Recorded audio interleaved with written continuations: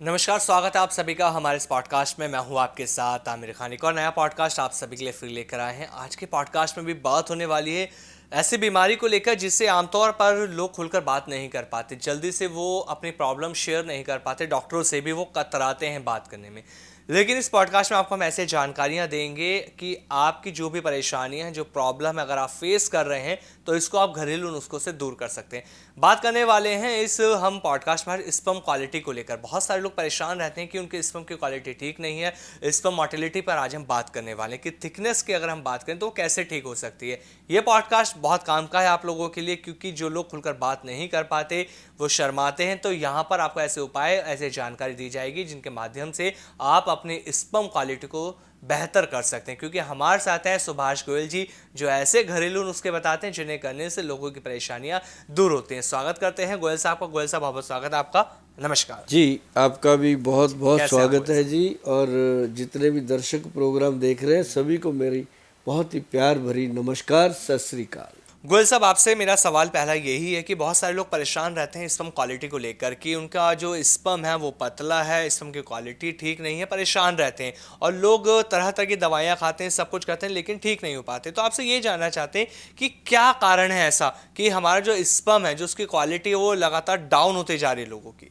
ज़्यादातर जो लोग शराब पीते हैं या कोई भी नशा, व्यसन कोई भी है, चाहे वो तम्बाकू गुटखा ही क्यों ना हो, वो इस चीज़ पे इफेक्ट करता है। वो करता ही करता है, वो कोई माने या ना माने, ये जितना हमारे पास एक्सपीरियंस है वो होता ही होता है। और बहुत सारे लोग हैं जो अफीम वगैरह सेवन करते हैं कि हमारी एक्टिविटी अच्छी हो जाएगी, और उससे क्या होता है, उल्टा स्पर्म बिल्कुल ख़त्म होने के कगार पे आ जाता है, बच्चा पैदा करने की शक्ति खत्म हो। और दूसरी बात, खाने पीने में, अब कई लोग तो पूछो कि देसी घी खाते नहीं है। मतलब जो खाने में हमें डाइट चाहिए ना एक्चुअल, वो डाइट ना होना भी इसका एक मुख्य कारण है। और एक और बड़ी प्रॉब्लम है कि कई बार इंसान, उसको लगता है कि मैं अच्छी डाइट खा रहा हूँ या मैं कोई अच्छा सप्लीमेंट ले रहा हूँ, वो डॉक्टरों की बिना राय के जी कुछ ऐसी दवाइयाँ खा लेते हैं, अखबारों में पढ़ के या एडवर्टाइजमेंट देख के। लेकिन जो हम भी बताते हैं लोगों को, चाहे हम घरेलू नुस्खे भी बताए जाते हैं, हम कहते हैं कि किसी अपने डॉक्टर की सलाह से करो जो भी करो। ये ना हो कि हमने मूली बताई खाने को, आपको नहीं सूट करेगी, भाई किसी को करती, किसी को।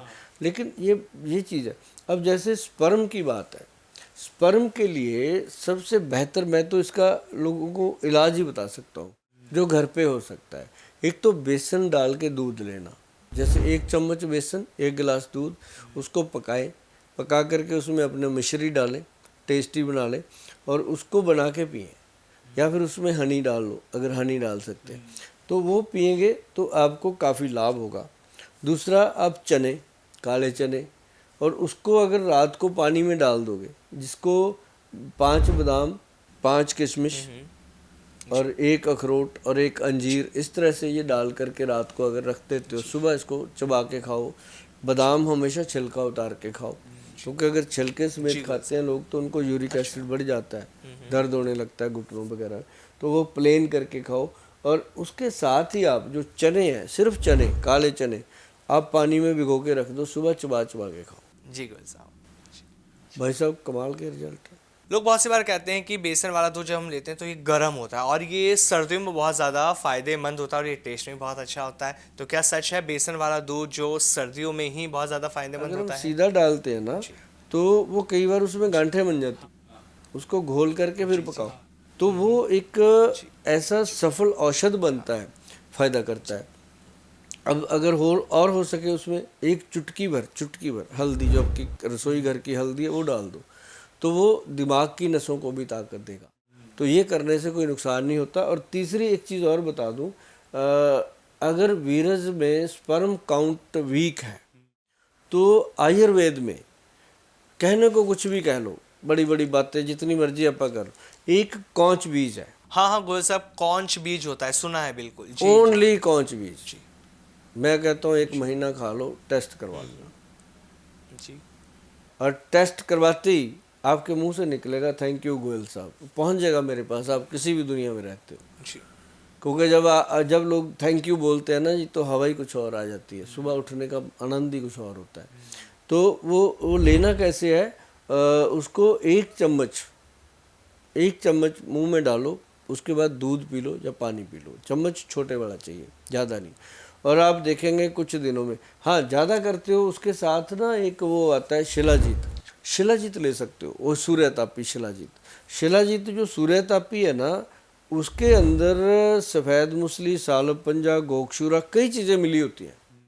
जो ये कैप्सूल बनता है, जो रेजन है वो तो प्लेन ही है, शिलाजीत ही है।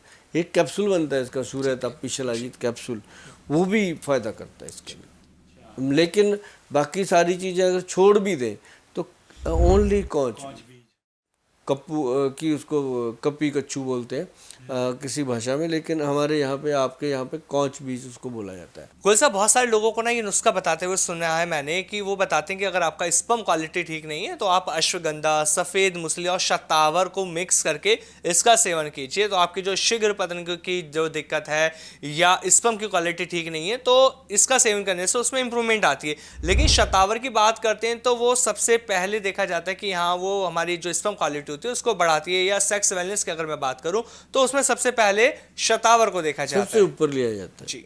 आपने मेरे मुंह से भी सुना होगा नुस्खा, मैंने शुरुआत यहीं से होती है। सफ़ेद मूसली, सालब पंजा, सालब मिश्री और अशवगंध, शतावर, गोक्षूर, ये 6 चीज़ें तो मैं गिनती में लेके आता हूँ। फिर इसमें शिलाजीत, फिर इसके अंदर सौंफ, फिर इसके अंदर लौंग, फिर इसके अंदर सेलम की जड़, फिर इसके अंदर जायफल, जवित्री, फिर इसके अंदर वो एक आता है, क्या नाम लेते हैं, सालब पंजा। ये जो चीज़ें हैं, ये सारी चीज़ें जो फ़ायदा कर, गोरखमुंडी बहुत कमाल की औषध है, जिनके लोगों के नर्व सिस्टम वीक हो जाते हैं। तो ये सारे नुस्खे अच्छे हैं, लेकिन सबसे अच्छा कौच बीज, अच्छा, स्पर्म काउंट के लिए गॉड ने इतना अच्छा तोहफा दिया है ना जी, कि चैन आपके साथ बैठ कर के मुझे इतना आनंद आ रहा है कि मैं नुस्खा बताने में संकोच ही, मैं वैसे भी नहीं करता। मुझे ये है कि हम दुनिया में रहे ना रहे, नुस्खे तो आयुर्वेद के हैं, आयुर्वेद जिंदा रहे, आयुर्वेद में ट्रीटमेंट लें, आयुर्वेद को प्यार करें, आयुर्वेद का खाएं, आयुर्वेद में जिएं। गोयल साहब, ये भी कहा जाता है कि मान लीजिए कि अगर अपनी लाइफ स्टाइल को आप प्रॉपर मेंटेन कर रहे हैं, जैसे कि आप सुबह टाइम से उठना, प्रॉपर ब्रेकफास्ट करना, सही से खाना खाना, आप रोटी सब्जी खा रहे हैं, सलाद ले रहे हैं, फ्रूट ले रहे हैं, और जो मास्टरबेशन की हम बात करते हैं, अगर आपने मास्टरबेशन करना छोड़ दिया है तो आपकी जो स्पर्म क्वालिटी है वो इंप्रूव होनी शुरू हो जाती है, अपने आप इंप्रूव हो जाती है। आप दाल सब्जी अच्छी खाओ, और वो क्या नाम लेते हैं, दही का जो बनाते हैं ना तक्कड़, कैसे, आधा गिलास दही, आधा गिलास पानी, चम्मच से घोलो और पी लो। अच्छा, और कुछ ना डालो। तो वो चीज़ कमाल की है। मतलब जिन लोगों को लीवर की गर्मी है, जिन लोगों को वीर्य की थिकनेस नहीं है, जो भी इस तरह की प्रॉब्लम है, दही से, अब दूध और दही का ज़मीन आसमान का फर्क। दूध के बाद दही, दूध पिता तो दही पुत्र, पिता बूढ़ा हो गया तो पुत्र और जवान, उतनी शक्ति देता है वो। मतलब वो चीज़ें, अब दही से फिर घी निकलेगा। घी को कहते हैं घी कभी, दूध अभी, है ना। तो फर्क है, तो दूध पीने से तुरंत फर्क पड़ जाता है सेहत को, दही खाने से उससे भी जल्दी फर्क पड़ता है। लेकिन देसी घी खाते रहो, वो अपना टाइमली रिजल्ट देता रहता है और बूढ़े नहीं होने देता अंदर से। अच्छा गोयल साहब, मैं आपसे कुछ 5 ऐसे जड़ी बूटियों के बारे में पूछना चाहता हूं, और ये भी मैं जानना चाहूंगा कि 5 जड़ी बूटियों के बारे में जो मैं आपसे पूछ रहा हूं कि आप उसमें से नंबर 1 पे किसे रखेंगे या नंबर 5 पे किसे रखना चाहेंगे, स्पर्म क्वालिटी जिससे इंप्रूव हो जाए। तो बताइए आप सबसे पहले कि आप नंबर 1 पे कौन सी जड़ी बूटी को बताते हैं। मैं आपको बताता हूँ जी, यदि सबसे बेहतर चीज़ लेनी है, 5 चीज़ें अगर आप मांग रहे हो, तो उसमें सबसे बेहतर चीज़ जो है वो है अश्वगंधा। जी, सबसे ऊपर अश्वगंधा का नाम आएगा, फिर आएगा शतावर, जी, फिर आएगा शिलाजीत, फिर आएगा सफ़ेद मूसली, फिर आएगा कौच बीज।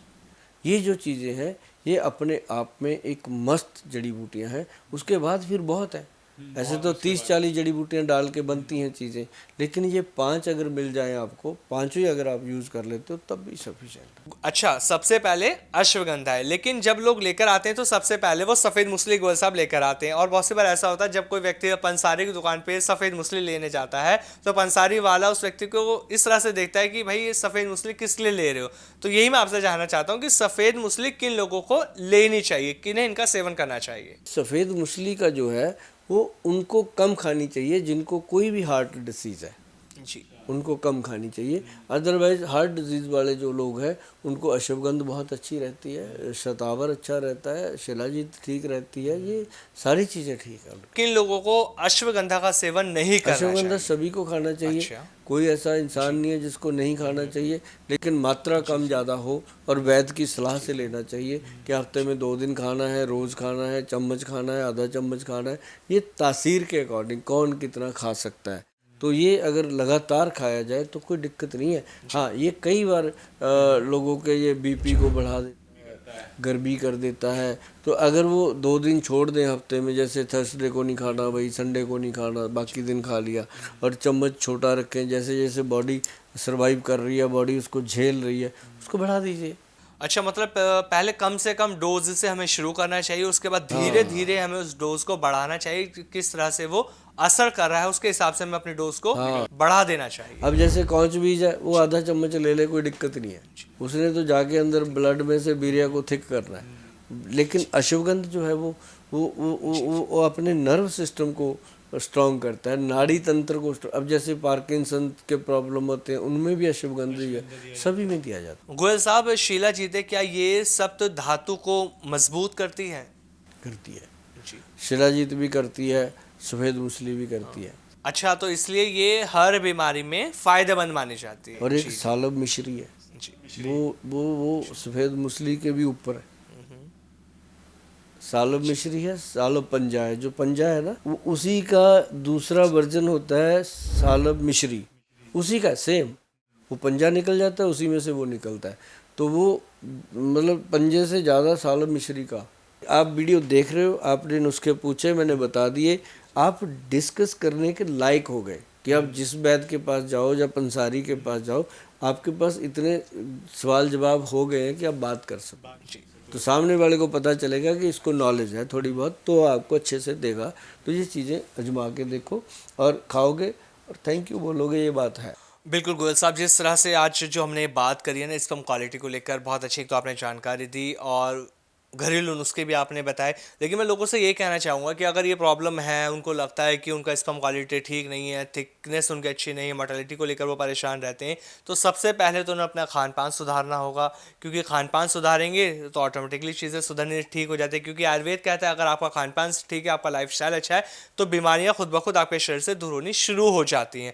और स्पर्म क्वालिटी की जो प्रॉब्लम है वो भी आपकी बेहतर होगी अगर आपकी संगत अच्छी है, आपका खान पान अच्छा है, प्रॉपर एक्सरसाइज आप लोग करते हैं, प्रॉपर आप नींद लेते हैं, तो आपकी जो प्रॉब्लम है वो ठीक होनी शुरू हो जाती है। बहुत बहुत धन्यवाद गोयल साहब, आपने इतनी अच्छी जानकारी इस पॉडकास्ट में दी और लोगों को लगातार जो हम घरेलू नुस्खे बता रहे हैं उन्हें बहुत पसंद आते हैं और उनके लिए बहुत ज़्यादा लाभदायक वो हो रहे हैं। बहुत बहुत धन्यवाद आपका। नमस्कार गोयल साहब।